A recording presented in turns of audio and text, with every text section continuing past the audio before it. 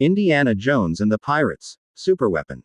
Part of the appeal of Woods's Dane-matic adventure series, of which this is the latest book at the time I write this review, has always been that he puts more, and more believable action into Indiana Jones-type archaeological, mythological-based adventure tales, and this is one of the books in the series where this becomes even more pronounced than some others in the series.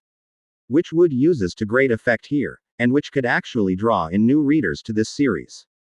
Dane-matic and his friend and business partner Uriah Bones Bonebrake are former Navy SEALs whose adventures began even back then, in prior stories in this universe, and at this point in our overall universe, they've been around the block more than a few times and yet are still going quite strong indeed. But because they've been around the block more than a few times, their world has expanded quite a bit, and yes, a few prior players, both friend and foe, resurface in this adventure. So for those readers who absolutely cannot have any spoilers ever, start with the earliest Matic books, by publication date, and work your way up to this one.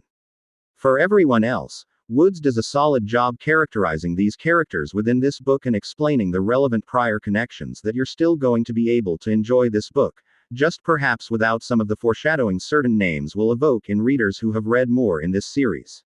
And oh, yeah, the pirates.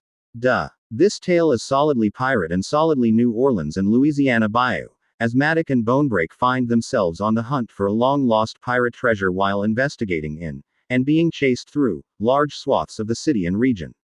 Along the way, we get everything from fist fights to deceptions to gun battles and, yes, even some sword play. In a tale set in roughly our world and time.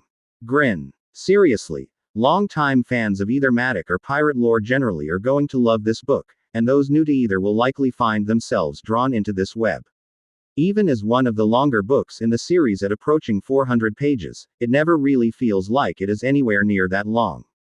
Everything here feels both earned and necessary, and the pacing is such that the reader is always invested in seeing what happens next. Overall, a solidly fun action, adventure tale in that exact Indiana Jones vein that has been so popular for so long, including long before Indy was a thing himself. This is one of those longer tales where you can just sit back, turn off your brain, and have some fun. Very much recommended.